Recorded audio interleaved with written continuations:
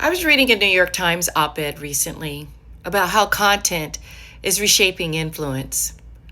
And it made me think, at least in the US, we don't really have a lack of access to information anymore. In fact, the opposite is true. We have an abundance of it, which means attention, not information, is the real constraint.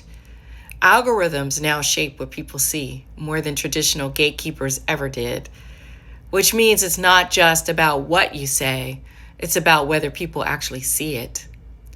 Where I see leaders getting this wrong is they treat interviews and major announcements as the endpoint, and they assume that credibility alone will drive visibility. It doesn't anymore. Today, an interview is really just raw material. What matters is whether you're turning that into a clear, repeatable narrative and making it visible, not by creating more content for the sake of it, but by showing up consistently with a clear, repeatable narrative across channels, traditional media, social platforms, wherever your audience is actually engaging. Because in an algorithm-driven environment, consistency is what builds visibility over time. This matters because this is how people are evaluating you.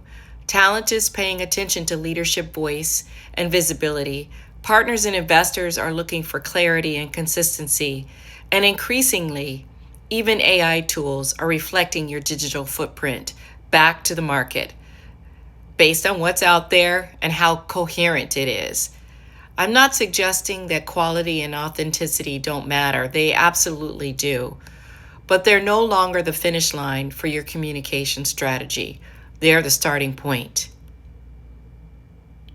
If your CEO gave one great interview tomorrow, what would exist the day after? Because that's where influence is actually built.